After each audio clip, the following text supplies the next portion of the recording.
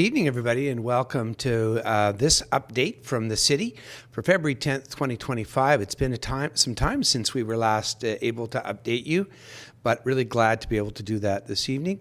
And we are, of course, gathered on the unceded ancestral and shared territory of the Stolo people tonight to do this work and to talk about the work that's been accomplished and lays before us as we're about halfway through the term of this council. I'm Mayor Paul Horn. I'm joined here this evening by Shay from local mission company Valley Tech and by our manager communications Taryn Hubbard, who will be helping me out throughout the evening.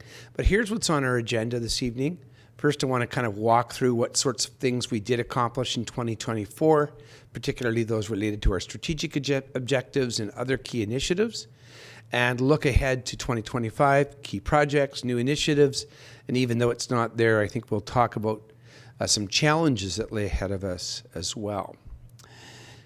And before we jump into that, I will ask people ahead of time if they wish to put questions in the comments. We've already received some questions to our inquiries ahead of time to ask people to let us know what's on their mind. And Ms. Hubbard will be giving me the questions after I go through this roughly 20 or 25 minute update.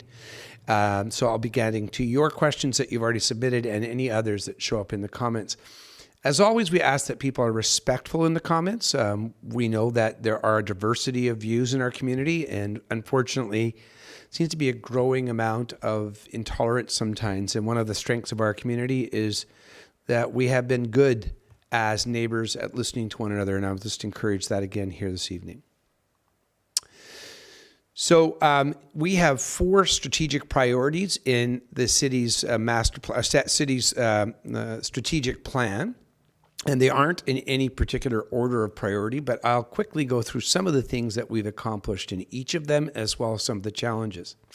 So one of our strategic focuses is organizational resourcing. This means having the buildings, the equipment, and most of all, the people and systems that we need to have in order to be able to serve a growing and rapidly changing community. And so a lot of the work we're doing here doesn't necessarily show up unless you have to come in and deal with us on the front counter or sign your child up for swim lessons or find information through our website. But that is a considerable amount of work. And so last year was a really big deal for us because we launched a new and improved website for the city, mission.ca, making it easier for people to find things at their fingertips. And we've made major progress on sometimes we refer to it as our enterprise systems. It's a digital transformation project that really addresses 3 areas: the software that we use for human resources, all the way from payroll to recruitment, the systems that we use for planning, and these will mostly show up for folks who are putting in applications for developments or for building permits, that sort of thing. And our financial management software, which is useful to people whether they want to pay for a business license or pay for a building permit. But much of what's going on there doesn't show up to the average member of the public, even though it does make a big difference because it's part of how we avoid unnecessary confusion and redundancy in the city. It allows people to see work in real time, to work digitally across platforms in real time, and for the public to track their work or make applications online. We've also added to our electric fleet in the last year, and you can see this is an example of a garbage truck that's meant to serve the downtown area. That's 100% electric. And the last item on this slide regards our human resources strategy, and from that, a human resources funding strategy. Council has really been challenged by some of the human resources requests and needs that have been identified over the last few years. So for example, in some years we'll be asked to choose between an administrative assistant who might work at the rec center and a person who works out of the police station. And because we don't do the job every single day, we don't get the chance to see exactly how those hirings impact the way the city functions overall and the quality of life that it provides for the average community member. And so it's really critical for us to make sure that we are taking a look at our growth needs and incorporating them with our human resource needs. So we asked our staff to create a human resources master plan last year. They did that, as well as one for fire and one for police and all the staff that work in support of the police. Then second to that, we said, well, that's wonderful. We have this strategy. Now we need to know how we're going to fund it. And what staff have given us is a template that allows us to fund the growth in new staff based on new growth in our community. So as a way of trying to reduce the burden on taxpayers, newcomers are paying for the new staffing. The second strategic focus, and one that I think council and community are really eager to see us make tracks on in 2025, is the Parks, Recreation and Culture portfolio. We recognize that for most people, there's no more measurable way to make their community a more livable place than enhancing parks, recreational facilities, cultural programming, and so forth.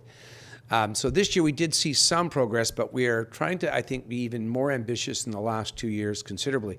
The big news in this last year, if you haven't seen it, is that the fitness facilities at the Leisure Centre have dramatically improved. All of the equipment there was updated. Everything's brand new. The layout is brand new.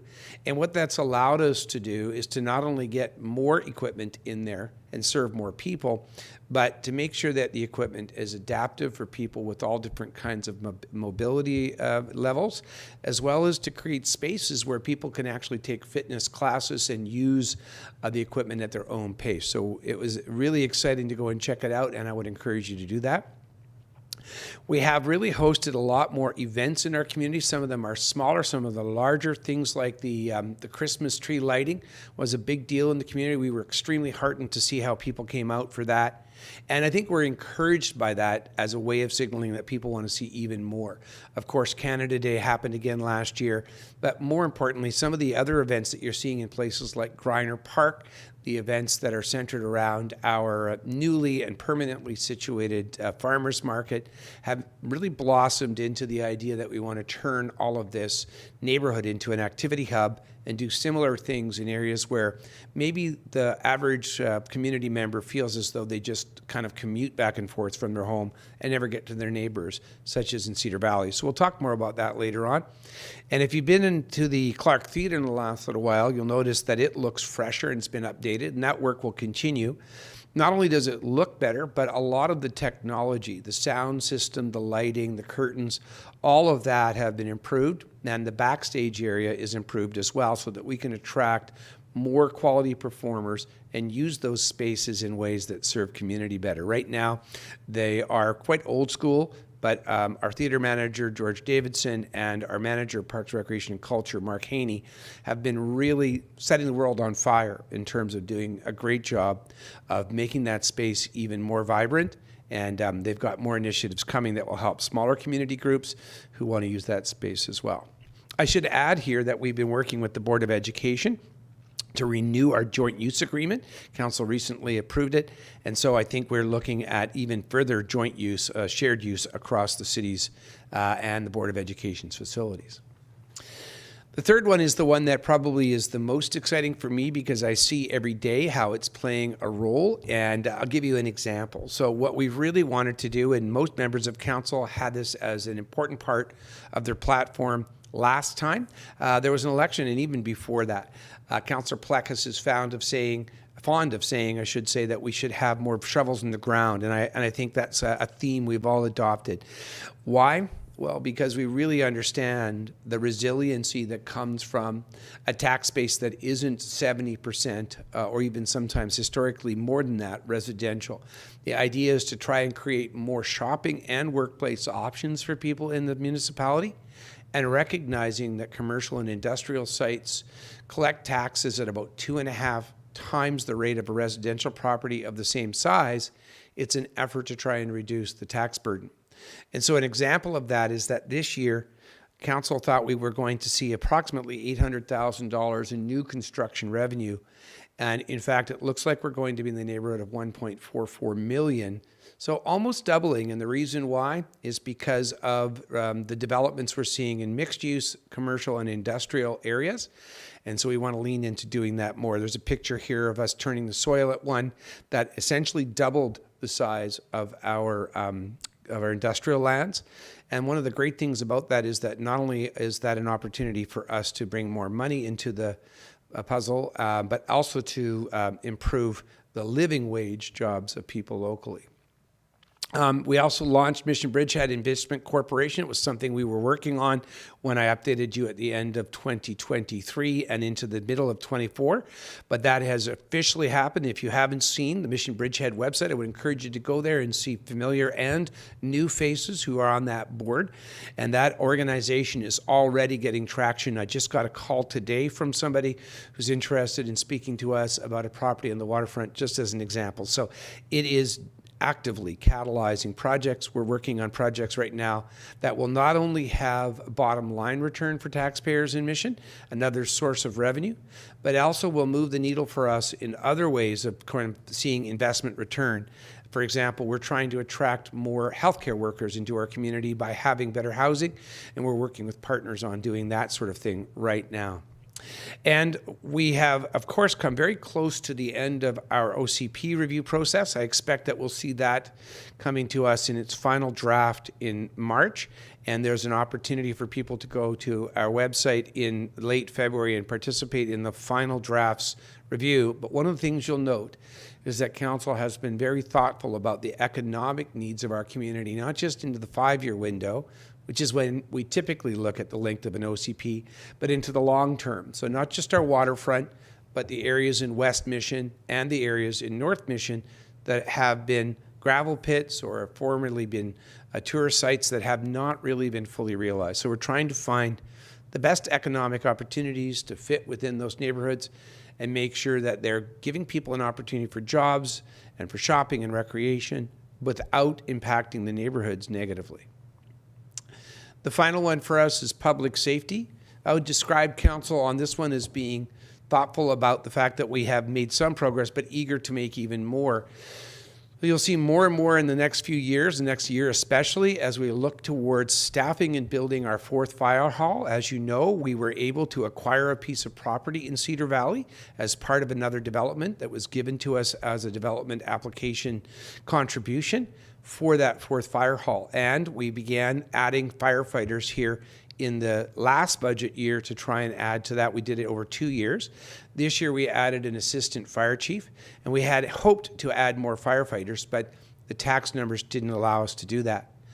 We've been advocating for over 8 years to try and add new provincially funded members to our RCMP, and that finally bore fruit, and we were able to add 2 new RCMP members that will serve all of our community, and they're out of the Mission detachment, but they also range all the way out to the Hatzick Prairie area beyond our borders, and even to Samath First Nation.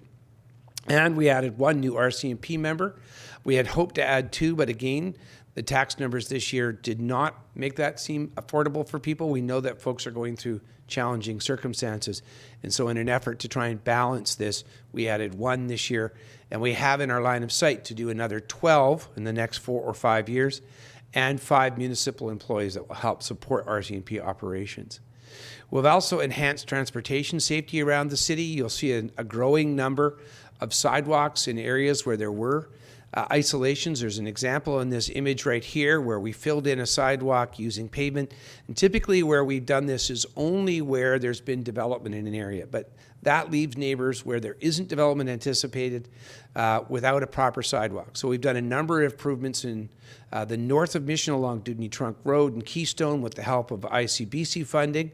We've also done some work around crosswalks throughout the community, and we've done some multi-use paths on 14th Avenue. And you'll see all of those initiatives continue to expand. And what's wonderful about all of this is that our staff have become very adept at seeking funding from provincial and federal grant funds that help us to pay for this without it coming out of an enhanced tax dollar to you.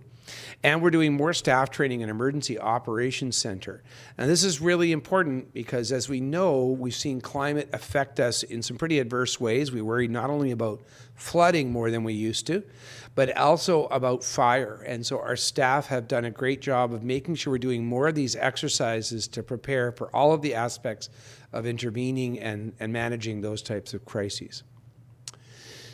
Other key initiatives, it was great news after almost 8 years, literally, to open up the housing on Heard Street. This is a 50-bed unit, very nice looking, and so far It has worked very well in the neighborhood. 12 of those 50 units are operated in conjunction with Fraser Health, and they provide complex care for people with acute mental health needs. And that's something we need in this community dramatically, and it's an inspiring piece of what we're trying to do more below, and the idea of this hub set that we'll talk about, this healthcare hub in that area, really adding to the healthcare services in the area. But we'll also talk about the challenges around housing in just a moment, and acknowledge that even though it was a landmark moment for us to open the Heard Street housing, in general, we feel as though we're going backwards in the housing provision we have, and we're working hard to try and address that because it's frustrating to us just like it is to the community. We've expanded our transit service. The way that BC Transit is funded is the province has to contribute money over what they call a transit improvements plan. We've been trying for the last 3 years to expand our transit. We finally did get some money in the last year that allowed us to enhance service so that now service is going into the Silver Creek Industrial Park, and we've added to our weekend service. The next two things that we're looking to do are to try and improve more of our weekend service and handy dart service, and then also to increase the amount of bi-directional bus travel. Right now, our buses work in a one-way circle in each route, and that makes waiting and linking buses a lot more difficult in weather that's cold or rainy like right now. That's really making a disincentive for people to use the system. So by having buses traveling in two directions on every route will really increase functionality, and that's in our plan for the next, for 2 years from now. And the truck rerouting that was a product of our advocacy to the province is underway. We understand that the improvements that were done on the Murray-Glasgow overpass have further work to be done. My understanding, I asked on this the other day where it was, and it sounds as though there are some work that need to be done to improve that intersection further. I do notice some trucks are already using it more, but I don't think we're at the point yet where the signage can be erected that says trucks should not use the downtown at all. That's still to come. And there has been improvements at the Highway 7, Highway 11, and Cedar Valley Connector as well as a result of our advocacy to the Ministry of Transportation and Infrastructure, now MOTT. And we really appreciate the way that they've worked with us, and we'll talk more about the Southwest Mission Transportation Study, which is a third project. I can see that the work on the northbound route there onto Cedar and onto left turn onto Highway 7 is still mostly finished, but still looking for the light standards to be done. But I personally have noticed a significant improvement there. You'll remember that back in 2021, we announced that we had an agreement with the province to acquire some Crown land. And in the process, that land would go to the Lacamel Math Society, who would then lease some of it to the city for 99 years for use as an addition to Heritage Park, and then to other parcels that would be owned by LMS Society in fee simple to build housing and mixed use with commercial development. So we were able to just finalize all of those land transfers here about a week and a half, 2 weeks ago, about 2 weeks ago. Is that right, Taryn? Thank you. And so that's fantastic news because that allows LMS to now begin building housing on Prentice and also a commercial and mixed housing development on Lougheed Highway. And again, those are fee simple developments, so they have impacts in a good way on our tax base. They provide more tax revenue. And we've established the neighborhood engagement process and refined it further. This has been a really big deal, and other municipalities have been reaching out to us to ask us how we've done this, because with the new housing legislation that was put down in 24, most communities have struggled to find a replacement to the public hearings that were largely eliminated. But we were already ahead of the curve, saying that public hearings were not a terribly useful tool. They often led to conflict, and they came so late in the process that when neighbors wanted to raise questions or concerns, it was too late to really satisfactorily address them in the development application. So here our process has developers go out and engage with neighbors early on and shape their development application so that it considers most of what people have in mind. So that's been a positive, and we'll continue to get feedback from you on that. Some really exciting news for us last year was the completion last summer of UFV's significant investment, about $10 million, in the education campus, the wing of the Heritage Park complex that houses Heritage Park Middle School, the Clark Theatre, the community gyms, and the UFV campus, which was very significantly underused. So they have situated their entire teacher education program now there, and it is a fantastic site, and it will be, after its first year, available for community use as well. They've also made it a center for Indigenous reconciliation, and there's a vision there of other human and family-oriented or service-oriented programming to go in there. So we're extremely excited. It's built with the future in mind. And it's just one indication of how we're hoping to expand our partnership with UFV and other post-secondary partners. A small piece of news, but a big one for a lot of us, was seeing that the Blackberry Kitchen was closing down, and it was a significant concern for many of us because a lot of folks have come to really find that a beloved institution. It's probably one of the best places to have a meal in Mission. And we were so pampered by Carrie and Laurel Exner there, Martin there. Sorry, Laurel, I'll use your other last name. And to go in there and see that they had so lovingly made it fit that park, it was sad to think that it was leaving. But their last generous act was to work with the city in helping us to find a new tenant, and Sunflower Lodge has come in with just a small downtime. And if you haven't been in there, it's been a fantastic opportunity to continue with the same type of fine dining. And Sunflower Lodge is going to be working with the city on programs that mean to actually enhance sustainable food supply in the community and even help with nutrition education for kids. So we're really happy to have them as a partner. In fact, in 2024, we saw many new residents, businesses, and organizations come to Mission. In the last 5 years, since 2020, the city has grown by 7.7%, going to 46,000 people now as the new projected growth. And many of those are new social agencies, and met with some of them, such as the Binary Freedom Foundation here recently. And we're extremely excited to see all of that happening in our community. However, we have faced a lot of challenges along the way, and I think council has been frustrated by all of these. One of the biggest ones is that while we were trying to get the housing opened on Heard Street, we have lost some affordable market housing. We've had a couple of apartment fires. The Mission Inn Motel burnt down, and the Diamond Head Motel was demolished as was expected. There's nothing unexpected about that. But we really have been working hard with community partners, faith-based organizations, not-for-profits, and BC Housing to try and accelerate development elsewhere. We're still working on finalizing what I think will be a good news story on 2nd Avenue near the library with the 11-story building there. That is work well underway, and More Than a Roof Society has been a fantastic partner there. But we really want to see even more development of affordable and supportive housing, and this is top of mind for us. Our new housing policies that our city is trying to develop are also in the pipeline. However, we have been somewhat challenged to deal with all of the new housing bills that came down last year from the province. Largely, we support all of them, and they were very much in line with things we'd already been working on or done, such as the development cost charges regulations. We had just revised all of ours in the year previous, so we had to do it all over again. Luckily, we're coming through all of that, but that has been a bit of a challenge. Interregnum, the period during an election when winding down occurs in the province, has been extended far longer than we would have expected, not just the normal period. And we're still waiting for those provincial operations to catch up. And we've already reached out, for example, to the Minister of Transportation and Transit to invite him here, and we'll be doing that with others so that we can get our work back up to speed. And we've met with our 2 new MLAs.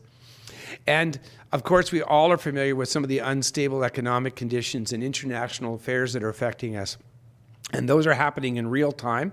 I'm sure most of you are tuning into the news to find out what has been said from one day to the next around things like tariffs. And if you'd like, I can speak to some of that later on. I think we do have a question on that one from somebody, so I'll wait to that. So what are we doing in 2025? I mentioned earlier that the official community plan is nearly completed, and We invite you to please sign up for our newsletter and visit engage.mission.ca to find out more about that and have a say in it. An official community plan is only as good as the community input it receives. We'll also expect to complete our updated Parks, Recreation, and Culture Master Plan this spring. And I know that it's been frustrating for people because council is equally challenged to try and see this through. We want to make sure that we not only have a plan, but we have the budget and the staff capacity to execute it. We're constantly asked by people about various aspects of Parks, Recreation, and Culture, and we really want to take it on in a cohesive way so that we're meeting the need that is the greatest first and dealing with the things we can afford first and saving for the larger projects later on. However, in 2025, I do expect that you'll see us do some work in a really obvious way. We expect to cover the lacrosse box and help it to be a multi-sport facility. We also expect to do some work on the activity corridor, and that's the area bounded by 7th up to 14th between Grand and Talbot, the grounds of the Leisure Centre and Centennial Park. And we'll be working on parks in the Cedar Valley and particularly in the Emery Park area as there's growth in that area. And I know that there are people who want to see a spray park and facilities for children and families. We also have been talking about basketball courts in that area being enhanced. And we'll be doing neighborhood planning once we finish the OCP. The neighborhood planning is going to focus on 2 neighborhoods, and what they're going to do is they're going to get into the nitty-gritty on these neighborhoods. The Lougheed Corridor, where there's a lot of expectation from the community around commercial development, and we're often asked by people to give away the commercial commercial possibilities there, so that we can accommodate residential. But the neighborhood is not really well suited purely to residential, and it doesn't have schools, it doesn't have parks, it hasn't been thought about for children and pedestrian use. So we'll need to take a look at how that fits without losing the economic potential there and taking advantage of the opportunities that mixed use provides us. So that area goes all the way from Nelson and Lougheed Highway to Hatzick, out to Dudney Trunk and Lougheed Highway, with the downtown not included, as that area is not expected to grow dramatically. And the area sometimes referred to as a health hub or a medical hub is an area all around our hospital. The aim here is to catalyze development both with Fraser Health funded resources and with those from the private sector, whether they are congregate living for seniors and people with mental health or brain injury needs, whether they're medical and dental clinics, chiropractic clinics, or similar. The aim here is to really provide an area where the medical community can come and even, to some extent, even live and recreate in the area as a way of attracting and retaining medical professionals, which is critical for us. Each of us in council feels strongly that it's important to retain the rural portion of Mission, the part outside of our urban growth boundary, often referred to as North Mission, but really wrapping all around the area outside of our urban area. And so we also will be asking our staff in the remainder of this year to focus on a rural strategy, speaking with people about what we mean by the rural areas, how are we going to maintain that character, and balance when people want to see amenities in those areas, which are typically associated with densification. And I mentioned earlier the South Mission Integrated Planning Study, which is trying to get us back on track with something that has been an issue literally since 1973, when the bridge was first built, and the aim was to have the eastern abutment end up on the Lougheed Highway down towards where our Regional Chamber of Commerce office is, and not on the Murray-Glasgow overpass.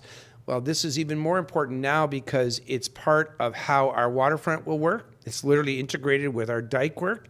It's literally part of how we will make sure that we have robust transit and how we'll have active transportation, so walkability and bikeability in the waterfront. All of that is waiting for this study to come, and that's part of the reason, as I mentioned earlier, we're eager to meet with Minister Farnworth.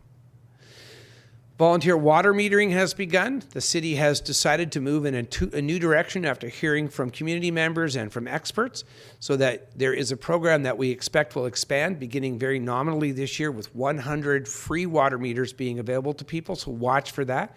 And it'll be a first come, first served system as I understand it. Ms. Hubbard, that's correct, is that right? Yes, and we'll be looking to expand that based on community demand. You'll also be hearing more about our land clearing management program. The city was hearing a great deal from people about not only tree clearing, but about grading and stream redirection that was affecting properties, particularly in our rural areas. So we've created a land clearing management program. It's actually in force. We got a 6-month update just a few days ago, but we've asked our staff to really try to get this out to the community so that your eyes and ears can let us know if people are violating this policy. I want to emphasize it's not a policy that will keep people from developing their land or cutting down trees. It's a policy that will ask them to do it in a way that is safe and considers what their neighbors' needs are. So basically, they will need to come through the front desk of the city, and the city will be able to advise them on what's needed on their particular property, and will help them to put up a sign, just like a building permit, so that neighbors can see that they're following the process. We'll also be modernizing our curbside collection program, and I expect you'll be hearing much more about this in the next few months. It is a gigantic undertaking for the city to take on the next step in curbside collection. Unfortunately, the system of manual collection is outdated and is becoming more expensive for the first time in my memory than an automated system, because the cost of injury, the cost of maintaining those folks is quite considerable. So we are going to have to move toward a system that's automated. We're going to do what we can to keep the curbside collection program as affordable as possible. But the reality is that waste collection is growing in cost across the communities that do it. All of them are struggling. And we have also heard from people that they want to see a better customer response from the waste collection department, from the contractor, and we've asked our staff to build that into the RFP process. We're working on heritage protection policies. We're working on expanding the 701 bus, which is the bus that travels to Haney, so that we can have more service and have stops within the city of Mission. We're working on expanding our water sources. Currently, there is, as you know, an application with our grant came from the provincial government to build wells on the South Shore, so we're working on that right now. We're working on creating more civic spaces for gathering, whether it's meetings amongst groups, whether it's halls for things like, for example, fundraisers or banquets, that sort of thing, or whether it's for community theater.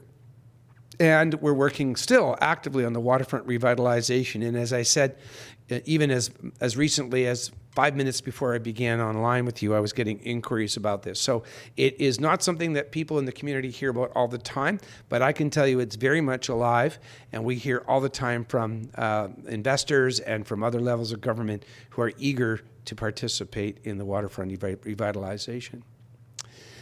I will pause there and ask questions. I'll go back to that last one in a moment, but it's time now for questions. So again, I'll start with the questions that came up already, Ms. Hubbard, and then if you have questions regarding policy and council direction, please put them in there.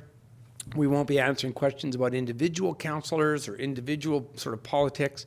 And if we have any technical questions, we'll make note of them and get them posted for you. And we'll accept feedback from you as well, although Ms. Hubbard will gather that and collect it later on. So, Ms. Hubbard, I'll go to you now. Thank you for your patience and all of that, folks, and answer questions. All right. Well, I have 7 questions so far, and I'll just dive right into them. We're seeing other municipalities turn off comments and close their accounts on certain social media platforms. How does the City of Mission plan to respond to concerns about social media? Thank you. I really appreciate this question, and it's just come to my attention from others, and I've asked our staff to bring something to council for us to talk about. And the range of issues here include whether or not we want to participate in social media platforms that are seen as right now not necessarily being perhaps in the best interest of community. There are issues around security, there are issues about interference from other governments, there are issues around political alignment. A lot of these questions are on people's minds, and I want to put this to our council to think about. On the one hand, we appreciate the fact that social media is a really good way to get information out to people. But I do hear more and more, especially from other governments, that they're having difficulty maintaining the amount of staff time it takes to answer all of these different streams of communication. And quite frankly, it's not always the same caliber of communication. I notice it myself that if I receive a comment on Facebook, it's not typically as careful or thought out, not always the truth, but sometimes, as it would be if somebody had taken a moment to send me an email. And the great thing about getting an email is that I can share it with others and get information and connect back to people that way really, really directly, or put it on a council agenda. So I personally can say that I'm very interested in this dialogue. I think, unfortunately, and I'm speaking purely as an individual, a lot of the things we're seeing in social media right now have made it an unsafe or unpleasant place for people to go and participate in gathering information or sharing their thoughts, because it seems like it's often a place where there's some piling on happening. And there's a lot of misinformation out there. So I will bring this to my council colleagues as the answer to the question, but I want people to know that I definitely hear the reason for this question and others that are aligned with it. Ms. Hubbard? Okay. Do you have any updates on legal matters the city is involved in? Well, whether it comes down to legal matters related to lawsuits within the city on liability issues or on issues that have to do with council, most of these happen at arm's length from council. A lot of the time, the city is not even really getting council involved in those matters. I suspect that this question has a lot more to do with whether or not there's an update on issues relating conduct amongst council members, and I don't have an update for you on that because that will take some time to go through the courts, from my understanding. When that happens, I guarantee you that the city will give you an announcement, will help get that information out as soon as possible. In the meantime, what you'll see when you tune into council meetings is what you get. Right now, all 7 members of council are attending meetings, and we're able to function effectively. I think sometimes people wonder whether or not there's some other dialogue going on behind the scenes, and I can tell you there isn't. The way that I interact with members of council here and the way that they interact with myself and others is what you will see in day-to-day interactions with us. So right now, it's business as usual for us, and we're happy to do that business on behalf of the people of the community. Tariffs. How is the city responding to tariffs? Well, right now the city is like everybody else, I think, and I'm going to speak incredibly candidly on this. I think we're reeling. I think it's extremely unusual in the world to imagine that an entire nation's fiscal policy would be changed with a social media post or two, and what would normally have been a place for sort of passing commentary. And so we are really having a difficult time trying to find out exactly what is real and what is not real. And it's difficult to resist the idea that that might be intentional, that this idea of creating uncertainty might create a bit of what's perceived as a negotiating advantage. Our role will always be to take a thoughtful approach and not a purely reactive approach, but I will say this. I believe strongly that those who are asking for us to take a unified approach and one that has us standing up for ourselves are on the right note, and I think I hear that from our colleagues around council as well. I believe Canadians are far more resilient and Mission people are far more resilient than many others might understand about us, but we know it to be true. And while we might go through some short-term pain if we have to deal with tariffs or with having to suddenly renegotiate something like the Canadian-United States-Mexico trade agreement, we'll work through that and we'll get through it. But in the meantime, we'll be better off because I think we're learning very quickly just how fragile our economic system might be if it depends on one trading partner. This is very much in line with the work we've been trying to do here in Mission to create a more unified, more comprehensive economy here so that people don't always have to leave our community and we don't always have to purchase outside of our community. So whether it's food security or employment security, our aim is to try and provide as much as what we have in an integrated way here, and we'll continue to do that. We will be wide open to any efforts being done by other municipal leaders, by federated municipal leaders through the FCM or UBCM, through our MPs and MLA to work as a unit. We are not literally directly across the border, but we consider ourselves a border community. We understand exactly how much our fortunes are a part of the overarching Fraser Valley Regional District's fortunes, and we would be eager to work together with our neighboring communities on any policy and look at purchasing options. And we have already started that work. We'll keep our eyes on it, and we'll respond as further information comes our way. Great. What's the plan around the fire department? Plan around the fire department right now is that we have a strategic plan for our fire master plan, and so far council has added 2 firefighters, and we'll have to add a total of at least 12 more and probably 14 more in the next 3 or so years. That's the aim. We added an assistant fire chief this year, and the aim of that was to help us with bolstering our training and retention so that we can address the capacity of our composite force. Our fire hall 1 has some career firefighters, but it and every other fire hall, the other 2, are paid on call firefighters. And so fire hall 4 will also be composite firefighters. We'll have to add them. We'll have to add equipment, and we'll be asking the community for input as we move forward on building that facility. That facility will not only be staffed and built for emergency operations and a career firefighting force, but it'll also have built into it a training facility that will help us to be even better prepared than we are, office space to accommodate needs within the community, and our search and rescue operations will move up there. So they'll have modern facilities and can work more in concert with the fire department. Hey, why wasn't my recycling or rot pot picked up later in the week last week once the snow had stopped? Thank you. Just received this question later on today. And the answer, I was happy to kind of ask our staff to quickly answer it.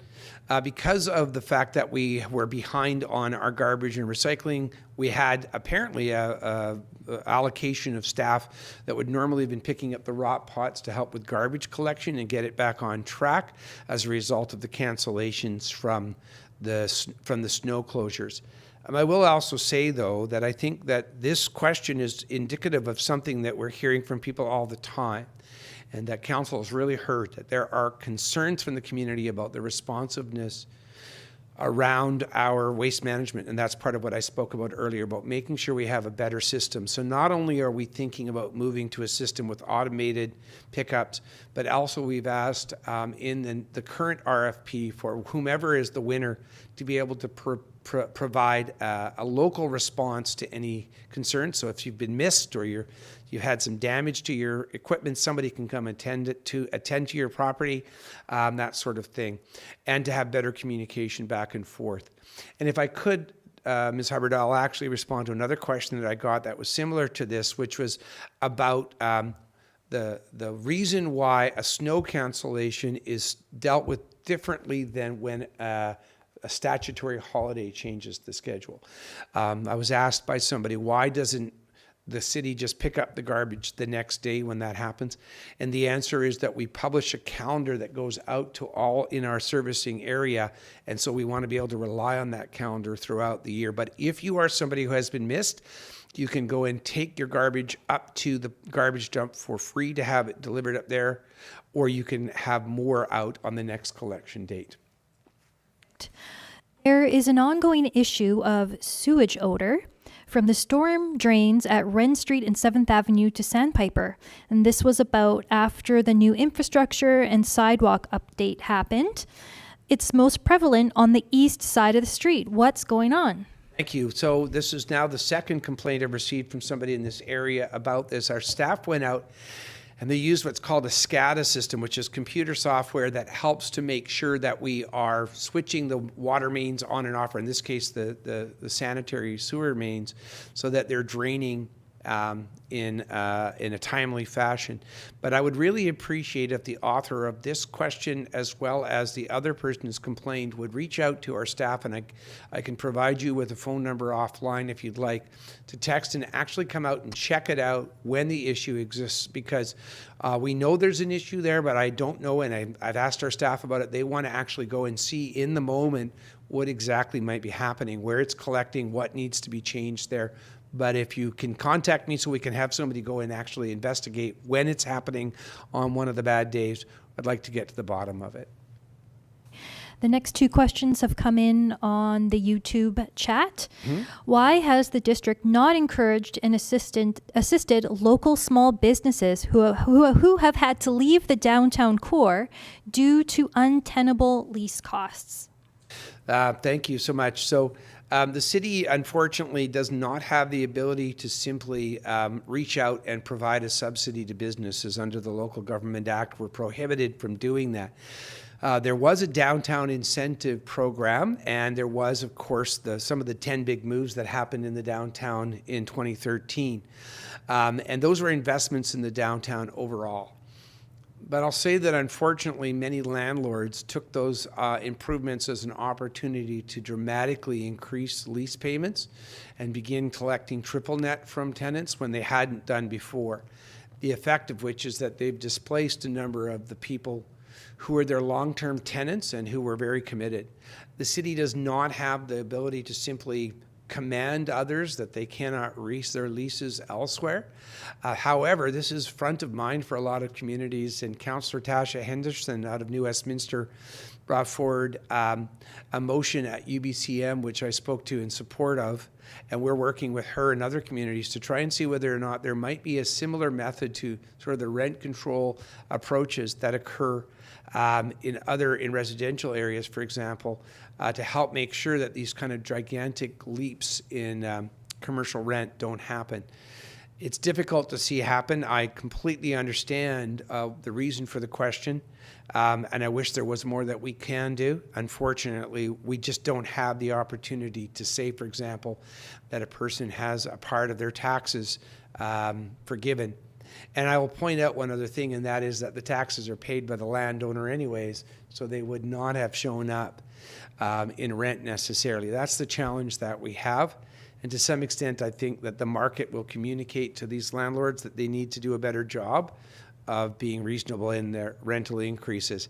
We work carefully and closely with the DBA to try and advocate on this. I am more than happy to reach out and talk to specific landlords, but I haven't really got much more than my persuasive voice that I can use, unfortunately. But if you have ideas, I'd be grateful to hear them. I share the frustration. And I'll add something more, and that is to simply say we'll need to do continued advocacy along this vein. The downtown is owned in some cases by people who are local, and in other cases by people who have never been to Mission. They don't even know what they own in some cases. And so we sometimes get development applications that move incredibly slowly or that don't think about the parking needs that we have downtown, just as a couple of examples. And I know that we hear from the Downtown Business Association and from many of the residents and businesses down there with concerns about that. And unfortunately, it's probably going to be mostly a case-by-case advocacy basis. And so I would ask you to reach out to me, PHORN at mission.ca, if there's something that you think we might be able to help you with on a particular property. Great. I have one more question, and this is a note to everybody online right now that if you have a question, put it in the chat, and I can ask Mayor Horn. Our last question that I have so far is, are there plans to get Costco in Mission? Well, again, I would say that, first of all, Mission does not go out. We cannot go out and ask for a particular business. That's not the way governments are allowed to work under the Local Government Act. It stipulates very clearly that we cannot be in partnership with or cannot subsidize a business. We can do work to incentivize attraction of businesses in general, as well as to work in partnership with business. So let me give you an example of that. When it comes to the North Cedar Valley area, we have worked with developers to try and create appealing density, having enough people living in an area to attract grocery stores and restaurants, and to create suitable spaces where grocery stores could go, because we're asked about this frequently. However, we can't actually command that a grocery store go into a location, and if a landlord gets an approval and what they end up giving is a space to people who are selling shoes and plants and running a bank out of that area, then that's what the market will bear. And so that's what we're trying to do, and there's no opportunity for us to partner on a specific project like this. However, I'll say something else, and that is that when it comes to employment, some types of employment provide more density than others, and warehousing operations do not provide a lot of what we call employment density. They take a lot of space They utilize a lot of it for the storage of inventory and cars parked on the tarmac, and for a few staff often making a middle or lower income wage as opposed to a sustainable wage that's all middle income or higher. And so our aim is to try and create more spaces for people who want to come and do business here that will recruit people with skilled labor. And that will add value in terms of things like you being able to get custom cabinetry built, or have your car worked on, or have carpet that's purchased here in your local community. So we're not actively trying to find, and I know we get asked this all the time, we're not actively trying to find an Amazon or a Costco. If they came, we would treat them like any other applicant and make sure that they complied with our zoning bylaws and our official community plan. And that may happen. But right now, we've been told that there is not the type of land or density that allows that. And we're okay with that. We're going to try and attract people who will bring more jobs and more employment density to each acre of land here. Do we have anything else, Ms. Hubbard? Not yet. Okay, well, I'm inclined for us to kind of just sort of move on then, but I do want to kind of go backwards on something that's in this slide here, and just ask people to make sure that on February 26th from 5 until 7 p.m., they come and visit the Leisure Center. And this is where they'll hear more about the capital works that are being done in the city. We're asked frequently about capital projects, and not to get too boring, but essentially the city has really got two budgets. One is an operational budget that pays for the cost of everyday operations here, from mowing the lawn at a park to scooping up snow, as well as capital works, which include improving the infrastructure of the city, and much of it, as you'll see in this image, is underground and out of sight. So when you see the multi-use paths, for example, on 14th Avenue, what many people may not realize is that our staff are being very creative, because when they go to replace the sewer and water lines that are nearing their end of life, they're not just putting new pipes in, but they're also improving the streetscape, making it possible for people with all different kinds of mobility to engage in active transportation. And really, in the case, for example, of the segment that was just done by Centennial Park, connecting the pedestrian routes with parks and recreation sites. So really would love to have you come down and participate in this session.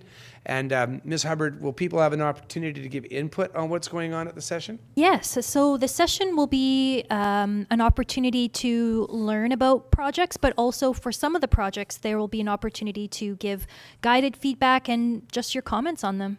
Fantastic. While I have you at the mic, can you tell people what sorts of things they would find out if they went on engage.mission.ca and signed up to our newsletter? I know people don't want to get peppered with emails all the time, but I noticed some pretty valuable content in there, and I wondered if you could summarize what's in it and how often it comes out. Yeah, so if you go to mission.ca/subscribe, you will see all of our newsletters on there. And our main newsletter is City Updates, and we send it out twice a month. And it includes engagement opportunities, special events, initiatives, projects. It's a great way to keep connected with us. I would really strongly encourage you to participate. In the last few months, some of the things that have been up there have been things like arts and culture planning, and in work around our OCP. I mentioned earlier that our official community plan is coming up to its fourth and final phase, so that's a very important one for us. The neighborhood planning and rural strategy that I spoke of will be there. The Parks, Recreation, and Culture Master Plan will be there. There is a ton of work being done in our community, and I just want to ask everybody to be involved. And while I'm at it, I might as well say thank you to our Youth Voice group, who submitted a whole bunch of information at last council meeting that was very, very helpful in getting council's idea of how to plan for our community in advance. Sometimes people ask me about things like active transportation, and they say things like, well, why is the city doing that? You know, it's not much used now. And when I sit down with youth, it answers my question, because the very first questions they ask me are about when are we going to do more of that? When are we going to invest in transit? Because that for them is the future, and it's how they aim to move around the city. So it's important for us to hear the voice of people who are not yet necessarily able to vote or who are as commonly engaged. So we really welcome their feedback. We love it when families come out to our events. Please do come out to these. And we do have a nice family day event happening at the Leisure Center. Fantastic. The Leisure Center event. You want to tell a little bit more about that? So coming up, Family Day, which is the 17th, I believe. Yes. So if you go to mission.ca/family day, you'll see that we have some discount activities, discount swimming, discount skating, some free activities at the Leisure Center. And The Princess Bride is playing at the newly renovated, or still being renovated, Clark Theatre. Yes, and that's a free show as well. So depending what you're interested in, there's something for everybody. Yeah, it's one of the best things about Mission. Get out and enjoy spending time in the community with your neighbors, and we really hope you'll do that. Take advantage of those events. Although, one last check-in with Ms. Hubbard. Is there any other questions? Yes, actually, we have a new question on here. This person is wondering about affordability. What concrete steps is your administration taking to ensure that housing prices become more aligned with local incomes, rather than continuing on an unsustainable trajectory that forces young professionals to either leave or remain indefinitely in rental situations? Thank you. One of the simplest things that we can do is try to expedite development and create more certainty for developers that want to build multifamily developments. We've seen an incredible acceleration of that in Mission. Some people love it. Some people are really upset about it. When I was on council way back in the 2010s and leading up to that, we couldn't get an apartment building built here. Now you can't get anything but multifamily being built here because that missing middle is all that people can afford. As I mentioned earlier, the provincial regulations asked us to go back and revise our development cost charges. We'd already done that in 2023, and this meant that incrementally, we had two challenges. First, the cost of development cost charges went up again as a result of this. We hadn't planned on doing it for 5 more years. And secondly, the ability to compare our community with other communities went away because everybody in the province had to do this at the same time. And typically, we would have seen only about 1/5 of communities revising it every year. So you could always look at what your neighbors were doing and try to balance those rates. Unfortunately, if we don't have development cost charges and amenity cost charges charged to developers, the only alternatives are to slow development, which really is impossible, or to ask taxpayers to pay more than their share for newcomers, and I don't think any of us are supportive of that. So the best we can do is try to make sure that we're providing lands and quick processes for people who want to develop those lands. The rest of the ingredients have come from market conditions and policy levels that are at other levels of government, such as the Bank of Canada rate or what's happening in the market. So that's the answer I can provide to you. We are working on a concierge service for development applications. We've approved already a neighborhood plan in Stave Heights that will provide about 3,000 or more than 3,000 multifamily homes. And we're trying our best to try and further expedite processes through something we call decoupling, so that people are able to work through the application process without having to go through the full meal deal. And that allows them to access money at lower costs from banks and to have more certainty from investors. I already talked about the capital work we're doing to invest and improving parks and so forth so that more neighborhoods become amenable places. We're working with the Board of Education to try and advocate for more schools in neighborhoods. Unfortunately, that's a real challenge, and it's something the province will need to address. But the answer to the question of what we're doing to try and make things as affordable as possible for housing is to expedite and lay out a clear regulatory framework for people who want to build affordable housing.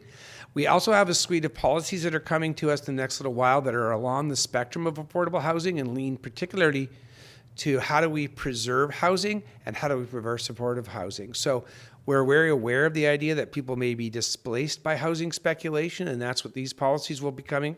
I think we'll need to make sure we have a really robust community engagement around this as well, Ms. Hubbard. But that's coming to us the next little while. We've already done one of them, and that was regarding people in mobile home parks who might be displaced, and we've already created some policies there. So it's going to be important to provide for residential housing that is low income by providing what we call density bonuses, and that's part of the reason why we've been so eager to see this property on 2nd Avenue remain 100% affordable housing. And as I said, I'm optimistic we'll be able to announce something in partnership with More Than a Roof and BC Housing in the next few months here. Great. I've got 2 more questions. Great. Tourism Mission had multiple social media accounts which are no longer used due to budget constraints. What if someone wants to volunteer and help manage these accounts to promote Mission on social? I think what will happen in the city of Mission around tourism is that we'll end up having an industry-led effort. The city was one of only 3 municipalities in the province that had its own tourism department. And most tourism organizations are industry-led. And so right now we have a bit of a gap and we're waiting for community partners to fill that, whether it's through individual tourism-oriented businesses or restaurants, that sort of thing. Right now, the city's websites around tourism are not going to be operated by the city. We are moving toward a system of no longer being involved in the tourism business, and we'll ask for that to be dealt with by the private sector or by volunteer organization. If somebody wants to do that kind of work, I would suggest that they try to work with industry partners like restaurants and the hotel here and entertainment venues and see whether or not there's a desire to come forward with either an organization that already exists or with a new organization and come with a proposal to do that. Really, they don't need the city to be involved in that. I think an organization can do that entirely on their own or can work with the city as a partner. Now, this next question is two questions related together. When will the final OCP be finalized and released? And is the city supporting city nodes and creating a city center around Centennial Park and the city rec center? Excuse me, thank you. I'll deal with each of those. They're lovely questions because they're very specific. I expect that council will see the final draft for the OCP in, I believe it's our second meeting in February, or is it the first meeting in March, Ms. Hubbard? I'm not sure exactly. It's one of our two next meetings. It's coming up soon. We will then deal with it on first, second, and third reading, and it will be also at that time available to the community on the platforms I spoke of before, and it will be all going equally adopted in April. After that, we then would tackle neighborhood planning in the two areas I said, the healthcare area around the hospital, the highway corridor from Nelson down to Dewdney Trunk, and the rural strategy. And the second question was around the amenity hub, or activity hub, the term that staff are giving it for a working title. The aim is to try and enhance the usefulness of the property that's around the leisure center, as well as to make the park a more fully fledged park with more amenities. For example, we talked about a small amphitheater, we've talked about lighting, we've talked about a place for a Christmas plaza, we've talked about further outfitting the site for the farmers market, getting more use out of the covered lacrosse box, revising the disc golf course there, and improving the paths and the dog park. But there isn't an intention, and if I understand the question, to put some sort of major civic complex like buildings on there. It's about making sure that we have connectivity, pathways, and usefulness, really optimizing the amenities on those two large properties and making them function as one property. Did I understand the question correctly, do you think? Yeah, Ms. so Hubbard? the second question was looking at what's happening around the city nodes and creating a city center around Centennial Park and the city rec center area. I was thinking I hope I've answered the question. The answer is the aim is to really make that park area a city center in the sense of it being a gathering place. Activity corridor, activity corridor, activity hub, a place where you can be active outdoors, indoors, enjoy nature, and see your neighbors. But if the question is suggesting something along the lines of commercial, and I don't think it is, but just to be clear, there isn't an aim to try and put more commercial activity in that area. I don't think that was what the question was asking. Anything else? No more questions so far.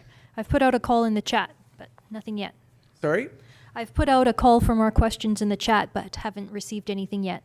Okay, well, again, I'll give my email address and let people know that if we weren't able to answer your question tonight, we're always open to them. And quite frankly, I really appreciate when people email me with questions because it's usually the fastest way for me to get information and to bring people together. If you email me, it's my practice to share the answers that I and staff create or craft so that all of council can see them, and to make sure everybody's in the loop on your questions and concerns. And the same for feedback. So my email is, again, phorn@mission.ca. We welcome your questions and comments across the spectrum to do with Mission. And I'm sure there are many others here that we didn't cover off tonight. I have one more thing I'd love to talk about that nobody asked about, but is there anything else on your list? I think you're free to. This should probably have been in our presentation, but it's really an important one. We hear frequently from people who are concerned about growth in our community when it comes to things like traffic and public safety, schools, parks, but what I haven't talked about, and that is healthcare. And we've talked about the healthcare hub, and we've talked about that as a catalyst and an incentive for attracting healthcare in all of its forms to Mission. But I should do a little bit more of updating you around the advocacy efforts we've been trying to undertake in advocating to Fraser Health for more community engagement in planning for Mission and for the entire North Fraser corridor. So I should update folks and let them know that I've been working alongside of mayors as far east of us as Harrison Hot Springs and Kent, as far west of us as Mayor Rumi in Maple Ridge, the electoral area directors and the First Nations along that corridor, because we recognize, and it particularly became true when we had the extreme weather event in November 2021, that many, many people want to stay on the North Fraser, or really only have the opportunity to stay on the North Fraser when they want to access healthcare, and not just acute care. For me and my own family, my father in the last year was housed in our hospital for many months, and it was not the right place for an elder. I think the staff and my family would acknowledge that. And the only choice he ended up having really was to move over to an extended care facility in Abbotsford. We're very eager to speak with Fraser Health and to get their input on not only the new services that we might need and expansion of services we might need, but how we might improve the quality of the services we have. How can our hospital function more effectively for people here, for example? And if you've had to sit in the waiting room for a long time, you know just a simple example of that. So I wanted people to be aware of 3 different paths of advocacy that we're working on to try and make this happen. The first is direct advocacy, and we've been very heartened to meet with the new executive director of Fraser Health Authority's hospital services in Mission and in Abbotsford, Teresa O'Callaghan, and she's just come aboard and been a real breath of fresh air, and I would genuinely describe her as being eager to intersect with the community, and that's the spirit we're looking for. We've really made great tracks when we've had that partnership. So that's a really great piece of news for us, but we have had really slow engagement on the other types of movement we've had. The second one is on trying to get Fraser Health to come to a table with all of the leaders of those communities I mentioned in the North Fraser. That is grinding along, and it's important that Fraser Health is responsive to that. And then finally, the Fraser Valley Regional Hospital District overlays the Fraser Valley Regional District, and it's part of our job to help fund major capital works, hospitals, hospital expansions, extended care facilities. And as taxpayers across the region, we might be asked to contribute as much as 40% to new capital builds. So that body is working hard to try and get Fraser Health to come to the table and create a longer-term capital plan that really gives an opportunity for all of the Fraser Valley Regional Hospital District's residents to have input and ensure that we're getting value out of those contributions. I wish I could say that things are moving as quickly as we'd like to, but it's challenging, and it's challenging with some of the other government agencies we have as well. I want to send to all of them, my aim in these remarks is not to throw people under the bus, but to say we're trying hard to be partners in advocacy and to demonstrate leadership, to show that we're willing to do things that work in an innovative way and that bring our contribution to the table, whether it's advocacy or expediting applications or helping to find sites, or even sometimes being able to contribute funding like we did to the CT scanner at Mission Memorial Hospital. Mission's eager to do its part, and so I really want to encourage those partners to come to the table, and I want the people of Mission to know that we are constantly trying to make these dialogues happen. Anything left? We've got two more questions. Two more questions. Just Okay, come in great. here. With our large population, why is our community not included in the rural and remote loan forgiveness program and other rural funding initiatives for doctors, occupational therapists, and healthcare professionals? We don't qualify as a rural community based on our population. This is a common issue. I just had a conversation with somebody about this at another Crown agency the other day. And because of the fact that we are at 46,000, even though there's a large part of our community, about 4/5 of it, that's rural in nature, we are still, even though we are titled a city, we are still a district. And districts have a bit of a challenge because they may have a large population over an even larger area. Now, we can certainly look into that further, but we don't, as far as I know, qualify specifically as a rural area. And that's a frustration in a lot of programming. Okay. The next question is about the leisure center. This person is hearing that in the men's washroom, there's safety issue with mold. Do you have any comments on this? I don't know if it was so much in the bathroom as much as I think it was in also the steam room and the sauna. And this was an issue that was raised with council here either at the last council meeting or 2 council meetings ago. And so we've asked our staff to look at these. There have been some issues there, more with the sauna being vandalized and constantly breaking down, and even the steam facilities. But I've asked our staff to take a look at that. At this point, there has not been any concern raised about this as a health concern, but I've asked our staff to look at whether or not we need to do either any more robust cleaning in the area or whether we need to do something that upgrades those facilities, and I'm waiting for that to come back. I expect that to come back to council here soon. Okay, and you mentioned in your presentation about the Mission waterfront revitalization. Do you have anything further to say about it? Will it be expedited anytime soon? I'm not sure what the question asker means by expedited. Unfortunately, the nature of land deals is that, first of all, they often happen quietly. People don't want to engage us always in telling us what's going on. They're very secretive as they're moving forward on negotiating for land deals. And those that the city is involved in, we work in a quiet process as well so that we don't pay more than we should for properties.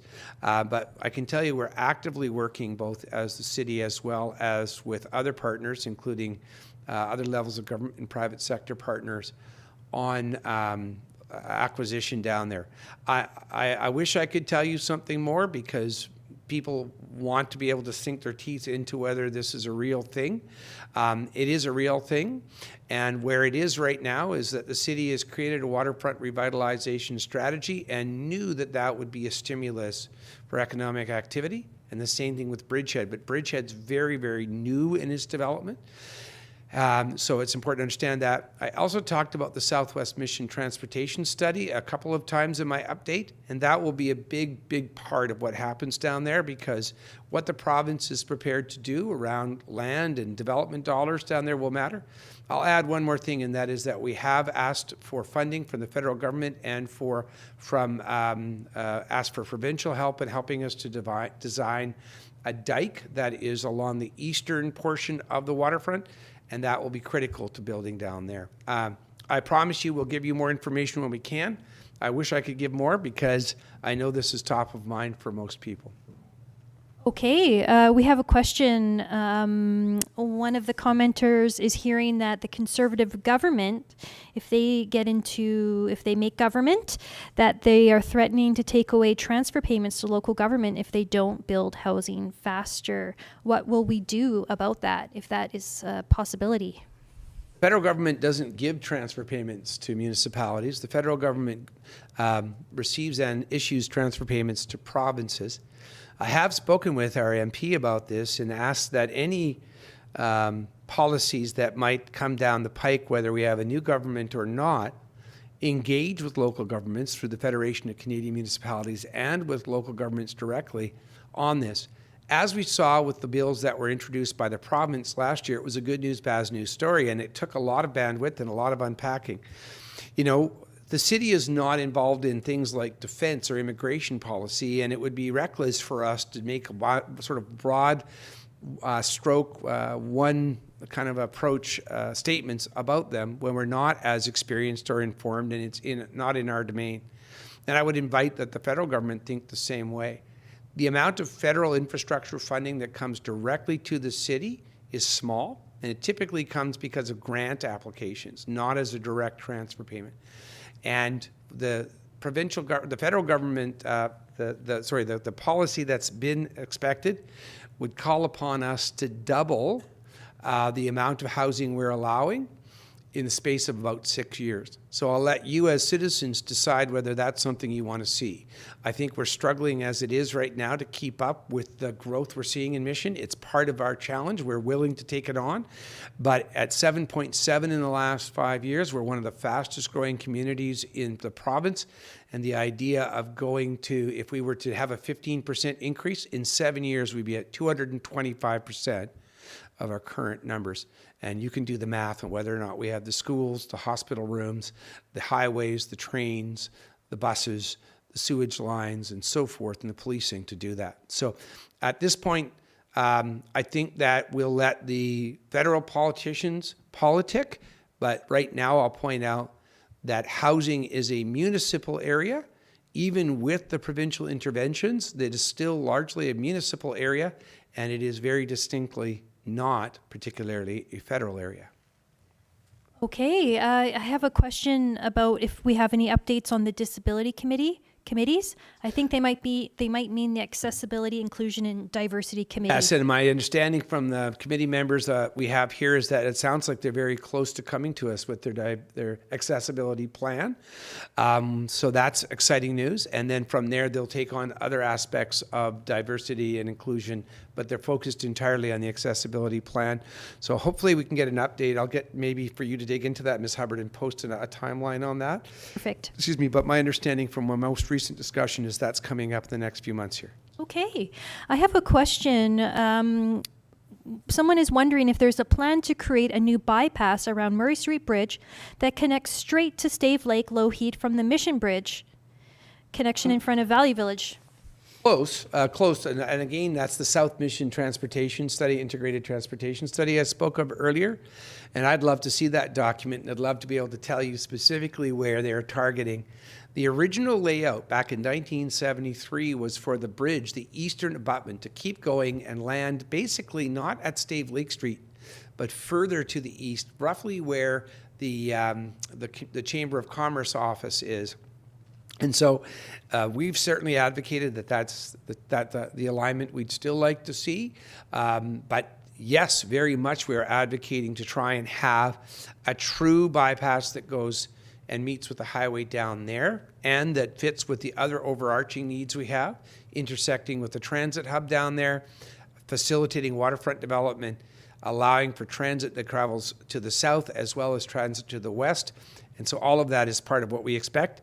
And I believe the plan is going to look even about the transportation routes to our west of the waterfront as well. So I'm eager to see what it looks like. But again, I mentioned it earlier that unfortunately the interregnum, or the delays in government that are usually associated with the elections, have seemed to be extended here. And so we're eager to get that process back on track. Great. I've got a couple more questions for you.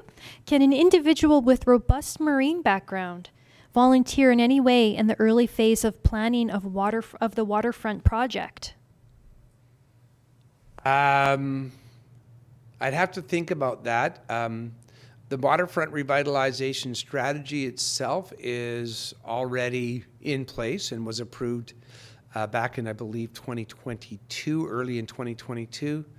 The Bridgehead board has already been configured. I would just say to whomever is writing this that I would encourage them to email me at phorn@mission.ca, and I would certainly connect them with our staff. And when we need people with expertise, I think we would definitely be interested in speaking with them. But off the top of my head, I'd need to know a little bit more, first of all, and I think there are little things that we might need, or not little things, but specific things like our boat launch, our dike design, that sort of thing. So but happy to hear from that person. And I really appreciate when people do this. So if you're in a different area of expertise and you want to get engaged, please do email us. Really appreciate that. I'm sensing a lot of volunteerism tonight on the questions. Oh, that's fantastic. I really like it. And by the way, I come from a family of Marine. My father was a skipper for 42 years. So whoever wrote that, thank you for your work out there. Well, this next question you might not be able to answer, but maybe you can. Will Zumba classes be returning to the Leisure Center? I know many community members are interested in them. I don't know. I will have to ask that question and get an answer. Yeah, And we can find that out for you. Yeah, we can post it, but also we'll just ask if you want to. You can also email me. I haven't, and unfortunately don't have a level of detail on that one. Anything else, Ms. Hubbard? We have one more question from somebody. The question is, there's a waterfront property for sale, and do you have any insight into the timeline of the sale? Thank you very much. I'll get to that in just a second, but I want to go back to the last question and just ask whether or not the person with the marine experience also has Zumba experience. We might be able to solve two problems at once. Excellent. Yes, there's a property that's been backlisted on sale. The Bridge East and Bridge West areas of the waterfront, the ones that have so much sand on them, have been gone back onto the market in the last little while. There was some media coverage today in the Fraser Valley today. I expect that there'll be some in the coming days on Post Media. And it's a classic example of what I mean, that things are happening with the waterfront. And for some reason, it really is striking a chord with people that this particular property is back on the market. How fast the market might respond and what the particular landowners have in mind for that, I can't speak to. I am happy to do whatever I can to help make sure that we bring together people who are interested in developing that area with the vendors, if that helps. But really right now, all I can say is it's a really good indicator that, again, there's interest in developing the waterfront. Okay, I've got a question, another bypass question, but a different area. Excellent. Has there been any discussion about putting a future bypass behind Superstore in the RCMP area to eliminate congestion on Cedar Valley and Lougheed? Yes, and I was being a little bit coy when I said a few moments ago that the west area of the South Mission Transportation Study is something I'm eager to see, and the question asker is reminding people in the community that was once talked about. And I really am curious to find out whether that's considered a viable option from the transportation ministry. But that is the question of how traffic travels to the west is definitely part of what they're looking at. Whether or not that particular alignment or some variation on it is still alive, I don't know. And the only effect of these questions is that, as frustrated as people have been in not knowing the answers, I'm even more frustrated because I'm eager to know this as well. So unfortunately, it's one of these things where we keep asking to be updated, and as soon as we know, we'll let you know. But yes, that's part of what we're hoping to find out as well. All right, that's all the questions I see so far. Okay. Well, I think that we're pretty close to our 7:30. We do have a couple more moments, so unless a question shows up at last minute here, this is an opportunity for me just to say thank you to people. I think what you'll start to see is some stuff happening through the course of 2025 that will be an acceleration. And I would agree with anybody who says that a lot of the work that's been happening has been behind the scenes, and folks are thirsty to see evidence of that work. I am too, and my colleagues on council are. On behalf of all of my council colleagues, I just want to thank people for the engagement that they give us on a daily basis. You've even heard it here tonight. Really thoughtful questions, people willing to lend their expertise or put their elbow grease to work for the city. And it's one of the things that's special about our community, and I know that people expect that sitting there and listening to an elected person, they expect to hear this sort of stuff. I don't know if it comes true or not, but I just want people to know that for me, it's genuinely what keeps us all working here. Whether it's the city staff or whether it's council, we really appreciate when people help each other. And I want to take a special note to thank the people who helped neighbors in this last little while when it was snowing so badly. I mentioned earlier that my dad's in extended care, but the sub-story to that is that my stepmom is not able to leave her home when it snows like it did the other day because she has a very long driveway. And so one of our neighbors, completely unsolicited, went out with a machine and cleared 400 feet of driveway for her so that she can go and visit my father. And I know that examples of that happen across our community every single day. It's one of the things I love about our city, and thank you for doing that. We will set up another one of these, and hopefully it won't be as far apart as the last one, and we'll keep you up to date. If I haven't hit you hard enough on the head about this, please do sign up for engage.mission.ca. Please do email at any time at phorn@mission.ca or info@mission.ca. We'll be thrilled to hear your feedback and answer your questions. And with that, unless there's anything else, I'll do one last check. There's one last question. All right, great. Someone in the chat is hoping you can clear up some confusion. They're hearing that on Dewey Trunk Road, that Amazon is being built. I'm wondering if Not it's true. Cedar It's Coast. the example of something we talked earlier about social media and the misinformation. I know where that has come from. It's not an accurate rumor. It simply isn't true. Amazon is not coming to Mission. What you'll see built at the Cade Bar development, it's largely small bay development, and there has been talk of one larger enterprise in there that will be, again, a high-skilled, employment-dense place.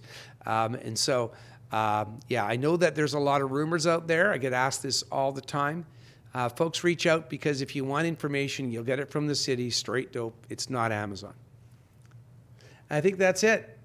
That's it. Thank you so much for all the questions, everyone. And thank you very much to Valley Tech for joining us on this cold evening to help get us out there again. As always, thank you, Ms. Hubbard, for your help in getting this out. Thank you to everybody who's tuned in, and to all my colleagues on council as well.